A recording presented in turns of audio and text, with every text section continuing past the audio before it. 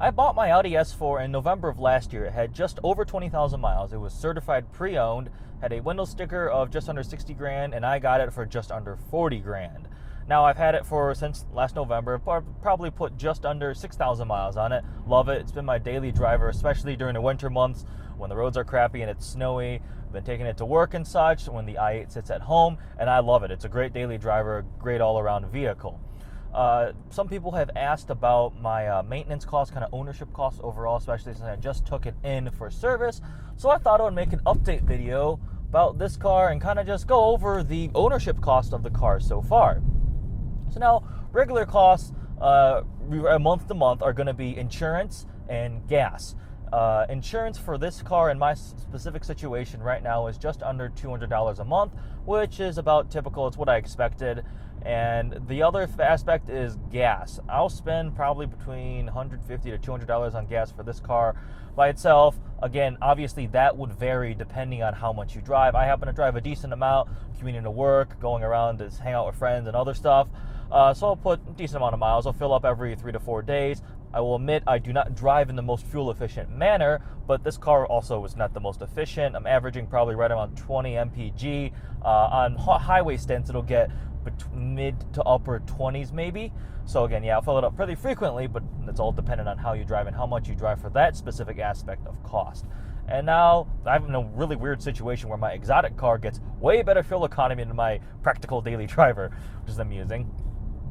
So then the third part is maintenance, your service costs. I just ticked over my 25,000 mile service interval. So Audi has these predetermined recommended service intervals. They start at 5,000 miles and then go at 10,000 mile increments. They have different degrees of how thorough they are, the amount of things they include. So 25,000 miles is actually a small-ish service. It pretty much amounts to a oil change. They top up the fluids, do a full inspection, and a tire rotation. Actually, stopped at a red light right now. So this right here was the service. Here is actually the piece of paper that kind of covers all the different service intervals. I will go over that in a second. When you have service, you have pretty much 3 options. One, you get a do-it-yourself, especially with an oil change. When it's more simple, you can do it yourself.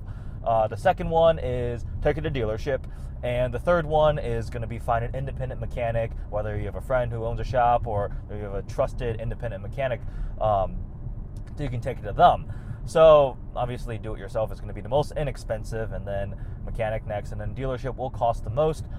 With my personal situation, I ended up electing to just take it to the dealership. A couple of reasons why I made that choice. One, maybe this one's not valid at all, but I have certified pre-owned extended warranty, and I just felt having the dealership do it, having all the paperwork there, and the whole entire just line of process would make it maybe easier to sell in the future, easier to document, and it was just the most convenient thing.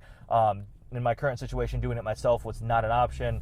And then mechanic, it was just personal preference. It was easier just to drop it off at a dealership. They would do it, and I was on my way. Yes, it did cost a little bit more, but the peace of mind, I opted to pay for it. So the paying for it is where it gets a little bit weird. So you talk numbers. I mentioned that the 25 to 25,000 miles is a smaller service increment, and I ended up paying just under 200, 190 at Audi of Farmington Hills. I called around to all the local Audi dealerships and asked them, A, what does your 25,000 mile service include? B, how much do you charge? And the difference was quite staggering from the answers that I got. Some dealerships, this was actually the most inexpensive one. They wanted 180. I was like, okay, still seems a lot for an oil change, but okay. Includes other things. But I mean, some wanted 240. The highest I heard was like 350 for what? I was like, and then the things they told me, some included they would bleed the brake fluid at a 25,000 mile increment. Some didn't. Some would include a tire rotation, some wouldn't. Maybe they didn't mention to me, but I was rather confused at the fact that there was a lot of inconsistency between the pricing by a lot. I mean, 350 is a lot more than 200. And then what they included. So I finally got this piece of paper which kind of outlined what the cost would be for all the different service increments. I did learn that 35,000 miles is quite expensive. But also something weird on this is for 35,000 miles for all the Audi vehicles, it's going to be $1,000 for the service, which is a lot more extensive and includes, let's see what I remember from that but they're obviously oil change, top of fluids. They check the belts, they'll check your exhaust. It's a very thorough thing. Maybe I'll stop and read down some of the things. But it's $1,000. And the weird thing is, it does call out that for the A8 and the R8, it's $10 cheaper, which is confusing to me. Why is it cheaper for those two vehicles by only $10? Regardless, those are the maintenance costs on a car like this. Yes, you'll get them a lot cheaper if you go third party or do it yourself if you can.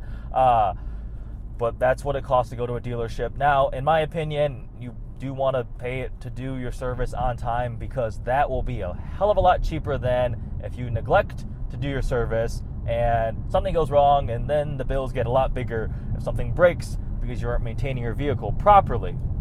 So again, yeah, that's the general ownership cost.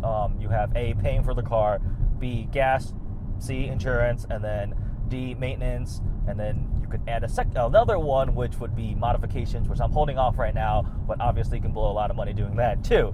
This is just keeping a car stock in good running form, making sure your car is well taken care of.